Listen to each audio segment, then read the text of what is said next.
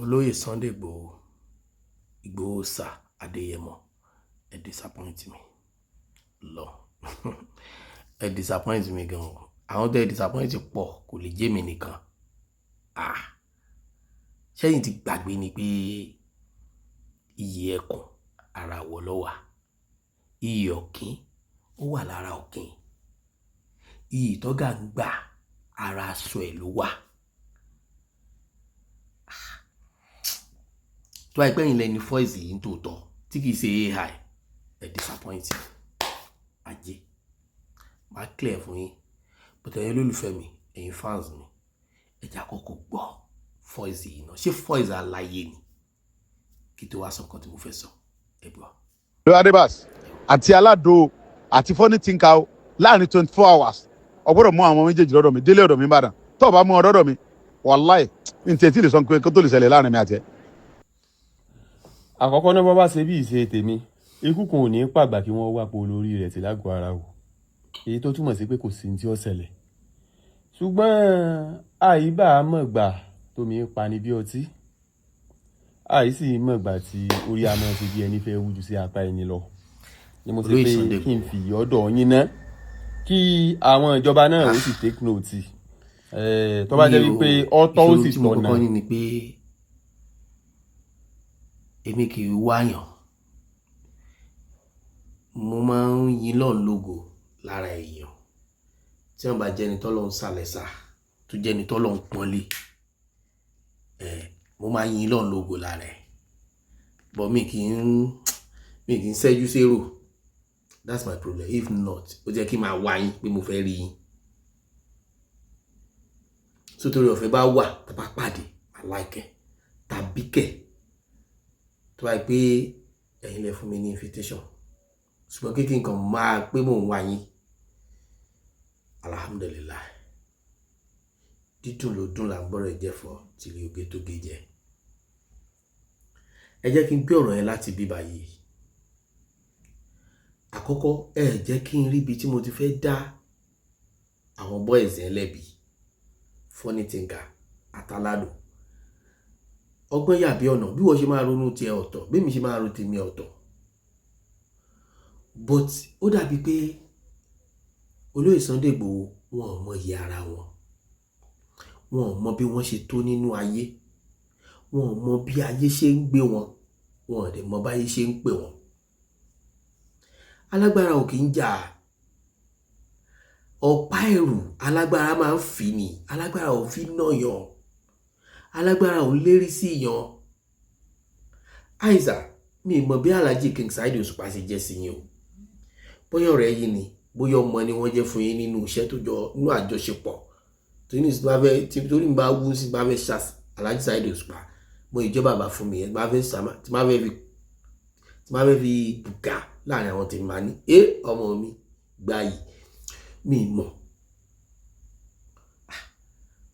tí ẹni tí ò tó Alhaji Saheed Òṣùpá bá tó bá rúdù sí wọn tàbí tó sọ nǹkan kan, Alhaji Saheed Òṣùpá kọ́ ló máa fún lésì, àwọn fans náà máa fún lésì, àwọn fans gan náà máa ti kọ́kọ́ bóun bá bẹ̀ tó pé tó nǹkan bá sọ̀rọ̀ kò ní níyì. Mi ò fẹ́ mọ̀ báládò ṣe tó, mi ò fẹ́ mọ̀ bí Funny Thinker ṣe kéré tó tẹ̀ máa wá fún wọn nírú èsì tẹ̀ fún wọn yẹn. Ẹ disappoint mi ọlọ nítọ̀dọ̀ tèmi o, èmi ò mọ̀ tìbò mi. Bàbá, gbogbo ọ̀rọ̀ ló lé sí, ṣùgbọ́n kì í ṣe gbogbo ọ̀rọ̀ lọ́lọ́gbọ́n máa fèsì sí. Ẹ̀yin ti sọ ti yín, ìtẹ́ nílẹ̀ mi, ẹ ti sọ. Èmi ò blame yín pẹ̀lú nǹkan tẹ́ sọ, bó tójú kankan náà kọ́ la fi máa ń wo ọ̀rọ̀. Lórí ọ̀rọ̀ Tinubu yìí, asá ti rí èèyàn tó kú torí oore tí Tinubu ṣe fún wọn. Ọ̀gá mi ni wọ́n, my boss, my father, industry father mi ni wọ́n. Wọ́n máa ra tí wọ́n lọ dá tí wọ́n kò pé àwọn ò ní kẹ̀kẹ́ táwọn fẹ́ fi sọ báàlù yìí lẹ́sàn ẹ káwọn ṣe báyìí. Ayé blame wọn, èèyàn mẹ́rin ló fẹ́ dá lóhùn. Just keep silent. Orí yóò dá oṣù mẹ́ta ni, ó pẹ́ tán oṣù mẹ́fà. Bó ṣe rí lọ́kàn tí ilẹ̀ yìí ṣe sọ, láti sọ gbogbo fídíò tí mo fi máa mẹ́sẹ̀jì yín, mo máa ń sọ fún yín pé ẹ máa wà very careful nínú ọ̀rọ̀. Gèlè ò dùn bí ká mọ̀ wé ò dàbí kó yẹ ni, ọ̀rọ̀ ò dàbí ká mọ̀ sọ ò dàbí ká mọ̀ gbọ́. Àìsà tó bá ṣe é ṣe nǹkan tẹ́ fẹ́ sọ ẹ máa jọ̀tẹ̀ sínú pépà. Bẹ́ẹ̀ ṣe máa ń wo crowd lẹ́yìn yín, kíní yẹn máa ń push yín, ó máa ń jẹ́ kẹ́ ẹ sọ gbogbo nǹkan tó wà nínú yín. Àìsà àwọn tó wà lórí social media pọ̀ ju àwọn tó wà ní premises ibi tẹ́ ti ń sọ̀rọ̀ yẹn lọ. Àwọn tó wà lórí social media wọ́n máa listen sí ọ̀rọ̀ yẹn, etí méjì làwọn máa fi gbọ́. Àwọn tó dúró tí yín tẹ́ fi ń sọ̀rọ̀ yẹn tí wọ́n kan sára sí ẹgbẹ́ ṣàwọ́ bàbá dá mi kìíní kọ̀ọ̀kan, etí kan làwọn máa fi gbọ́ torí pé olólùfẹ́ yín tó di kọ́ ni wọ́n. Bó ti ẹ̀ pọ̀pọ̀lọpọ̀ náà ìfẹ́ ojú náà ní. Ṣùgbọ́n ẹ̀ ń sọ nǹkan tó fẹ́ ní píríọ̀dù yẹn, wọ́n máa fọ́ fún yín náà. Bọ̀dá tá a máa jókòó, tá a máa wò lórí fídíò, tá a máa wò lórí social media, ẹgẹ́ mọ̀ pé ó máa yé wa ju àwọn yẹn lọ. Yes. Torí sọ̀rọ̀ wà. Àwọn máa jókòó. So kì í wá ṣe gbogbo àwa tá jókòó tá wò lórí social media yẹn náà la lè jáde tá máa criticize yín. But àwọn kan wà wọ́n máa criticize. So tá a bá gbọ́, àwa máa ṣe fídíò wa pè yín ṣàkíyèsí. Torí pé bàbá lẹ jẹ́ fún wa. Àwọn kan náà ń pe àwa náà, wọ́n ń pè wá ṣàkíyèsí nínú ọ̀rọ̀. Ẹ fẹ́ fìfẹ́ hàn sí President Bola Ahmed Tinubu. Àwa náà lè ṣe jù bẹ́ẹ̀ lọ. Do you get? Bó ṣe rí ẹni tó bá ti fi léjó náà, òun ṣòro ó kìlọ̀ fún. Tó bá ti rí sànà lọ́wọ́ ẹ̀ ni wọ́n á ní ó tún ń bọ̀. Bàbá, iṣẹ́ tí Ọlọ́run rán Buhari sí yín, Buhari jẹ. Iṣẹ́ tí Ọlọ́run rán Tinubu sí yín, Tinubu náà jẹ. Bọ̀tẹ́ má torí wọn sọ pé kò sọ́lọ́run. Ṣùtẹ́ bá ti ń torí pé ẹ fẹ́ show love, tẹ wá ń condemn àwọn kan, it's not good. Normal thing, wọ́n á sọ̀rọ̀ yín lóhùn. Normal thing, wọ́n á múrú yín lóhùn. Àìsà, ẹni tó ṣe yín lóore lè ṣe mí níkà. Ẹ lè force mi kí n fẹ́ràn ẹni tó ṣe yín lóore tó ṣe mí níkà. Ní sọ pé Tinubu ṣe mí níkà o. So ẹ mọ̀ pé Yorùbá ni wá. Ẹ dẹ̀ mọ̀ pé àmọ̀ràn gbọ́ jura wa lọ. Àmọ̀ràn gbọ́ jura wa lọ. Ọ̀rọ̀ dẹ̀ máa ń yé wa jura wa lọ. So àwọn people tẹ́ ń sọ yìí sìn, Àtàládò àti Funny Thinker, àwọn méjèèjì ń pariwo pẹ́ńkẹ́lẹ́. Àwọn tó ń pariwo pẹ́ńkẹ́lẹ́, ṣé PC kọ́ ni wọ́n ni? Definitely Tinubu náà máa ṣiṣẹ́ fún. But wọ́n against nǹkan tẹ́ sọ.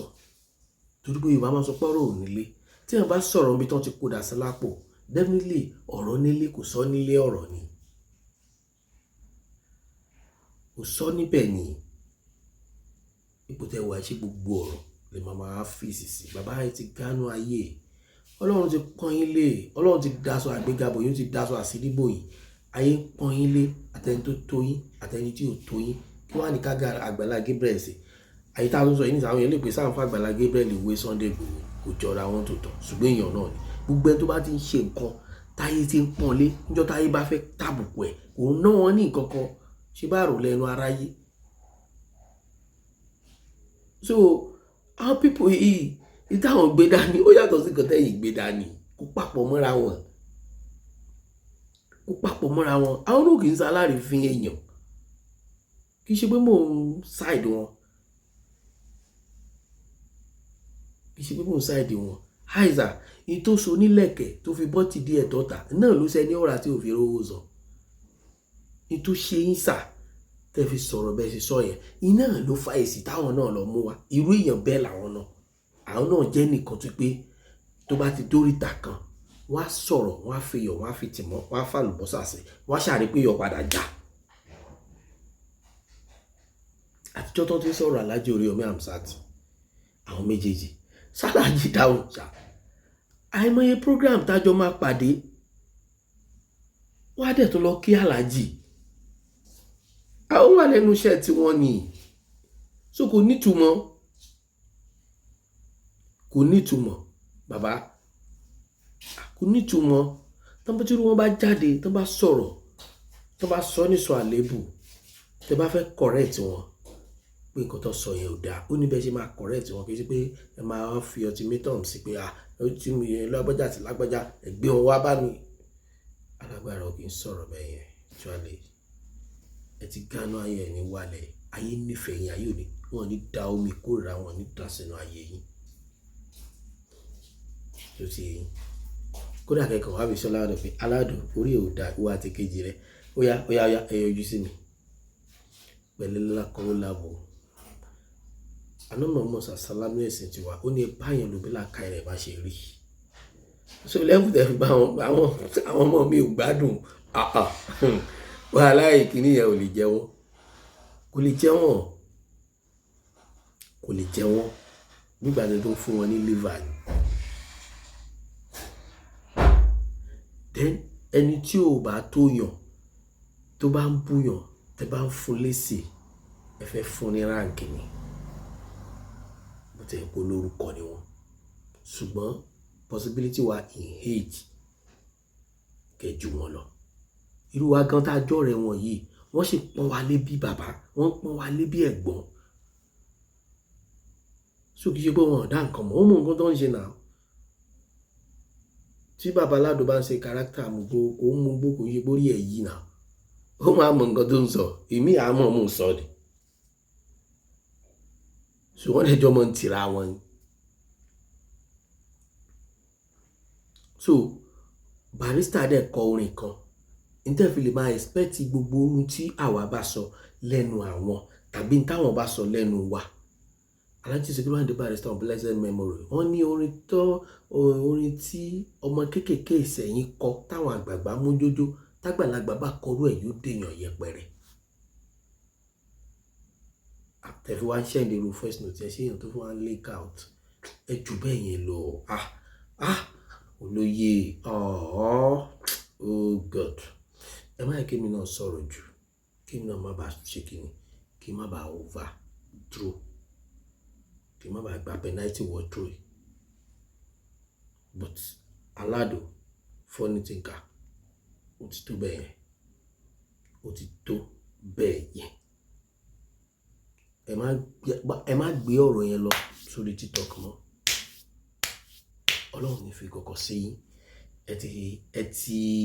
ẹ ti ṣe normal thing tó yẹ kẹ́ ṣe ṣùgbọ́n dẹ̀ nígbàgbọ́ pé olóyè Sunday Igboho náà ń ṣe yàn bẹ́ẹ̀ wọ́n mọ̀ pé kankan ò gbọ́dọ̀ ta yín ìrà ò gbọ́dọ̀ ra yín àwọn náà dẹ̀ kì í ṣàbàtẹ́ni jẹ́ torí pé ẹni tó ń gbìjà lù á ní máa gbèrò kílò òkun kẹ́nìkan wá tún ní ká láboyún ọbẹ̀ bọ́ta ẹ gbàgbé olóyè Sunday Igboho èmi kàn ràn gbogbo àwọn tó ń súnmọ́ yín tán jásọ ara yín tán láǹfààní àti máa rí yín ọdún kan Alhaji King Dr. Saheed Òṣùpá wọ́n lọ kí Alhaji Kollington Ayinla nílé láftà tí Alhaji Kollington Ayinla sọkù màmá wọn tán I was there Alhaji Sikiru Ayinde Barrister wà láyé gbà yẹn so bí Alhaji Wasiu Ayinde ló ń kọrin lọ́wọ́ ó dà pé TV8 Alhaji Wasiu Ayinde ló ń kọrin lọ́wọ́ Alhaji King Dr. Saheed Òṣùpá débẹ̀ níbi to 6 so bí wọ́n ṣe dé báyìí gbogbo àyẹn ojú ogun dẹ̀ le ojú ogun gbóná gan so bí wọ́n ṣe rí abáyà àwọn méjèèjì jọ wojú ara wọn gbogbo àwọn olórin yòókù ti dúró kálukú ti dúró gbogbo àyẹn dẹ̀ ní wàhálà wà gan so agbo yẹn rọ ó rọ tó ń sọ appreciation pé ọba orílẹ̀-èdè kìíní gangan wàhálà yẹn pọ̀ gan ètò tá a fi parí agbo yẹn jẹ́ after 3 days or 4 days a wà nílé Alhaji Kollington Ayinla Alhaji Saheed Òṣùpá wá kí wọn bàbá wa ń kìlọ̀ fún wọn wọ́n ló ṣe báyìí bàbá rárá àgbà tí mo dé àwọn fans ní ìpínlẹ̀ kan gbá wọn bàbá wa sọ wọn pé ẹyẹ ẹbẹ̀rù ìlú máa ń tọ́jọ́ ẹyẹ ẹbẹ̀rù ìlú máa ń tọ́jọ́ ọ̀ràn yẹn dẹ̀ ni wọ́n dá Alhaji Saheed lọ́rùn but wọ́n á kìlọ̀ fún wọn wọ́n á sọ fáwọn àwọn tó tẹ̀lé wọn point tí mo fẹ́ yé lo gángan nìyẹn wọ́n ní ẹ̀yin tẹ́ ń tẹ̀lé ẹ máa sọ òdodo ọ̀rọ̀ fún tẹ́ bá lè nífẹ̀ẹ́ rẹ̀ torí pé ń gbowó lọ́wọ́ ẹ̀ tẹ́ bá lè sọ fáàtì fún ẹ fẹ́ràn rẹ̀ bọ́tẹ́ ní tó bá ń gbowó lọ́wọ́ ẹ̀ tó bá fẹ́ kówó yẹn kó lò pẹ́ kẹ́ni ẹ̀ náà wà nísẹ̀mí pẹ́ ẹ máa sọ òdodo ọ̀rọ̀ fún tó lè máa yé ẹ̀rọ ṣé ń tẹ̀lé bàbá Sunday Igboho kó bá dà kí máa pè wọ́n ṣàkíyèsí torí pé ẹni tá a sọ ẹ̀ bá ya lẹ́yìn tí ò bá rẹ́ni sọ fún ó lè mọ́ mọ́nà àti ràn I love you Igboho sir.